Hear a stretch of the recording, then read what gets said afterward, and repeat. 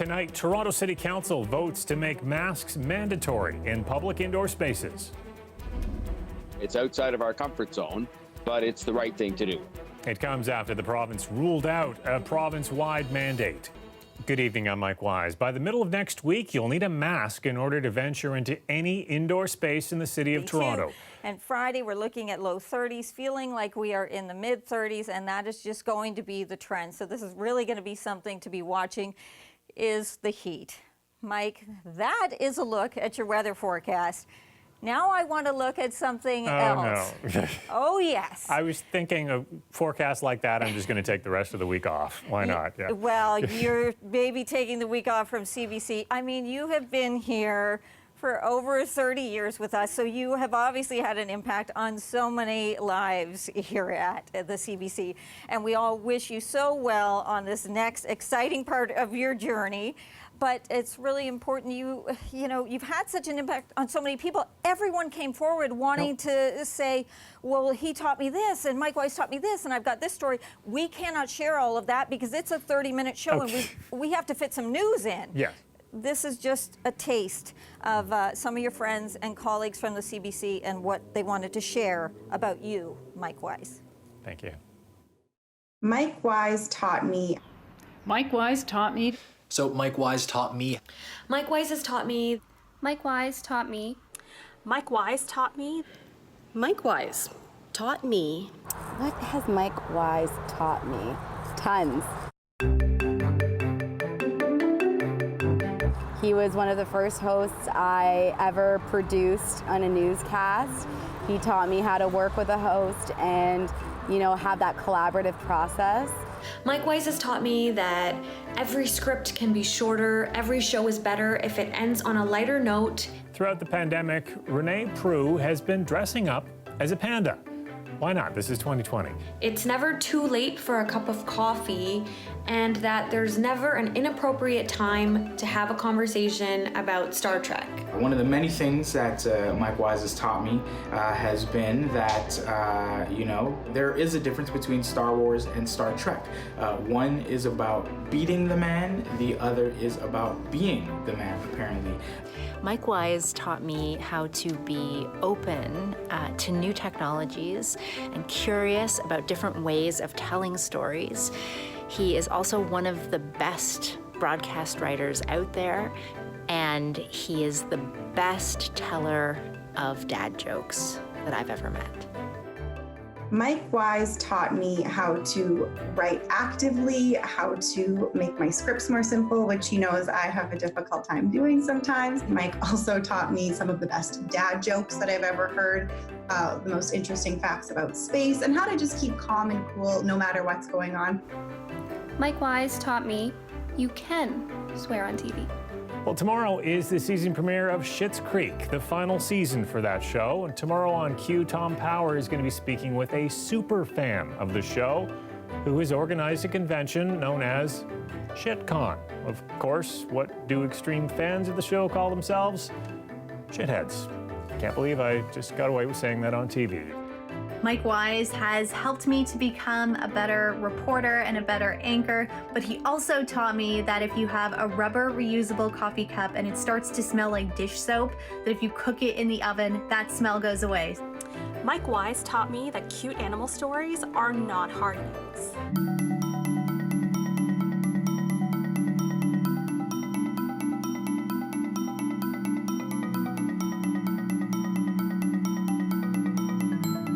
I still think he's wrong about that. Mike Wise taught me how to confidently line up a show. He taught me how to secretly sneak great puns into my writing. And he taught me how to execute incredible dad jokes. And I'll leave you with one of my favorite dad jokes you've ever told me. What did the 0 say to the 8? Nice belt. Mike Wise taught me that it's okay to love 80s music, and in particular the queen of bubblegum pop herself, Ms. Debbie Gibson.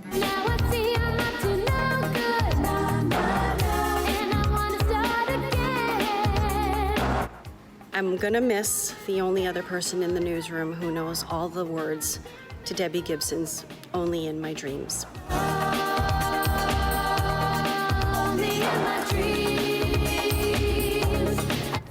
Mike Wise taught me the importance of a good cup of coffee and why I should move on from this instant stuff and instead get some local roasted whole beans, which now means I need a grinder, a scale, thermometer, something to brew it in, French press, AeroPress, one of these, a different kind of coffee from a different brewer that Mike recommended, and the tools to do it with, amongst many more. But it means that every coffee that I have is just perfect. Thank you, Mike Wise. We'll miss you.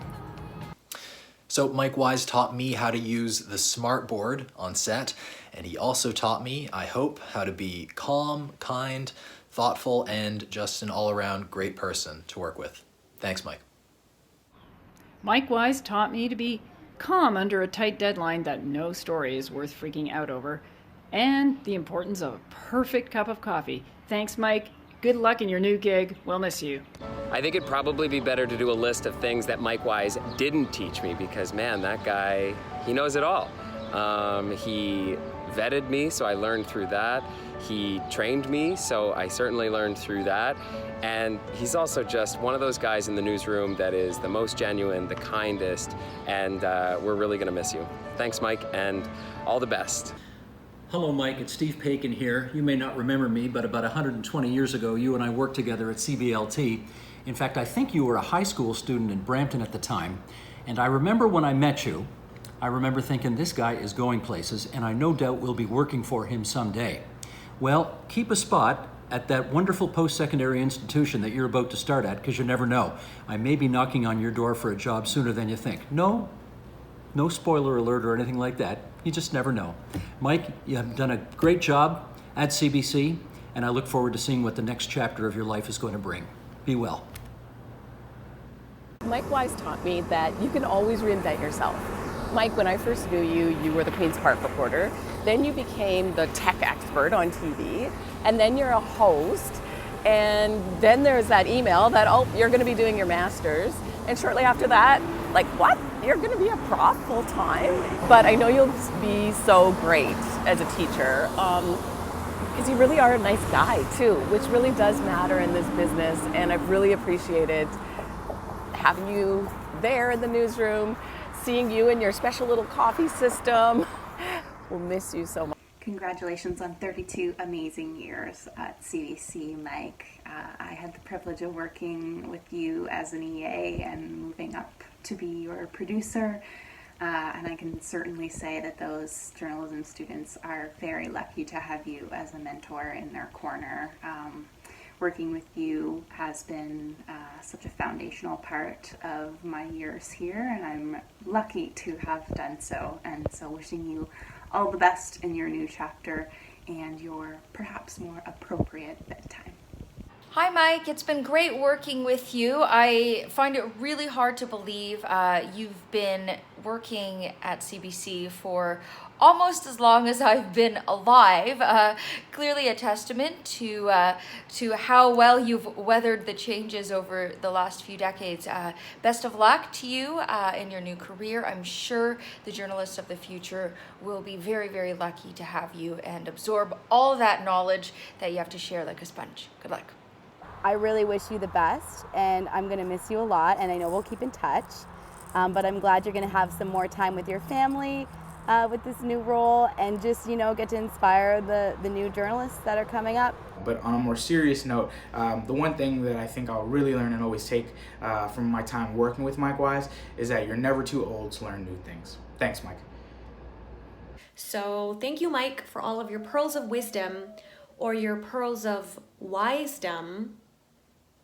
Yeah, he's also taught me that dad jokes are not for everybody. But I think the most important thing that Mike taught me is how to show respect for everybody, how to make people feel welcome, how to give constructive criticism and advice while still making sure that the other person feels like an equal. Mike, I'm so grateful that I got to work with you in the capacity that I did. I'm sad to see you go, but I'm very excited for you, and I wish you only the best. Congratulations. Mike, we'll miss you a lot. You were one of the first people I worked with when I came to CBC Toronto. I'm very thankful for all that you taught and all the laughs you brought and all of the technology you showed us. Although we'll miss you terribly in the newsroom, students are very lucky to have you. So Mike, thank you for all of your wisdom and of course your humor, and I know that a lot of us will really miss you. Hey Mike, congratulations on your retirement. I just have one simple request. Before you leave, please just share your skin routine, let us know what it is that you're doing that keeps you looking so young, because I can't even believe that you've been with the CBC for 32 years. I mean, let's be honest, you look like you're 32 years old. So whatever you're doing, it's working. Just share that information, please, if possible. We're all gonna miss you so much. You've been an amazing anchor, an amazing colleague. You're always so generous with your time. You're always so cool under pressure, and we're gonna miss you. Mike, 3 decades at CBC, and I think I have worked with you for more of those years than I care to admit at this point. But I wanna say thank you, not just for your editorial leadership in the newsroom, but also for your empathy, for your kindness, and for the corny jokes you always have at the ready. Never forget, Mike, that you will always be a real CBC gem.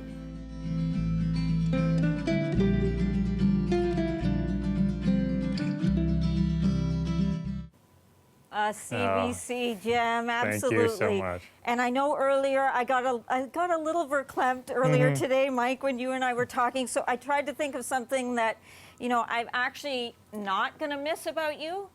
And I'll tell you what it is. Okay. Let me just show you. Here's a picture of us working together 6 years ago. Okay. See the height difference there? It doesn't look too bad. And you know why that is?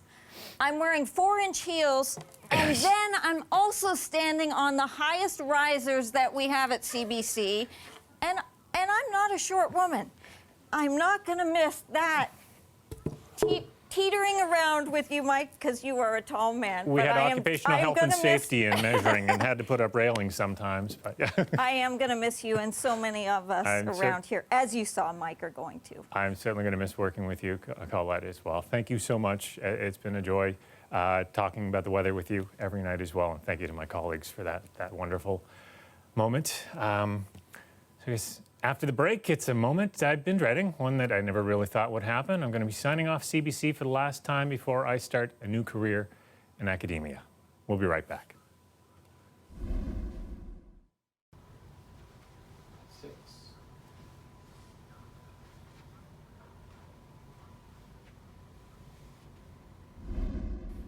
So guess who snuck in to see me during the commercial break?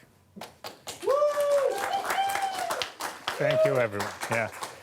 Just got to hold it together for a couple more minutes. This is my last newscast, and I want to offer my thanks at this point. I've had an absolutely unbelievable opportunity. I started at CBC when I was just 17 years old, thanks to a high school teacher. Thank you to Teresa Malatzakol for opening up the door for my career. They say, put your foot in the door. I got my foot, my leg, my arm, everything in here. I stayed here at CBC. Thank you to the wonderful journalists who took me under their wings and showed me the craft. Thank you to the colleagues here who took a chance and put me on air, letting me develop in the largest market in the country. Thank you to my colleagues over the years that I've had the pleasure of working with and learning from, including all those people behind me as well. Thank you. I want to thank you to the late night team. You occasionally see behind me, there's a lot more of them there tonight, a great bunch of colleagues, my incredible producer April, director Zeb, Ramna on the assignment desk, all the others, all of us working together through some very difficult moments of social distancing. And of course, thank you to the people who've let me tell your stories over the years. But most of all, thank you to you, the viewers, for welcoming me into your homes as I anchored this newscast, or for the many years beforehand as I worked as a reporter with a team of journalists here at CBC Toronto, trying to let you know what's happening in this city and beyond. I'm closing the door on this chapter of my life, but opening a new book. This fall, you may have gathered, I'm going to be teaching full-time as a full-time professor and program coordinator for a postgraduate journalism program at Humber College. My chance to help repay the debt of gratitude to so many who gave me opportunities as I do my very best to help the next generation of journalists create their own opportunities. So thank you from the bottom of my heart. I'm going to miss this place. Happy Canada Day tomorrow. Chris Glover will have your next local newscast. Good night.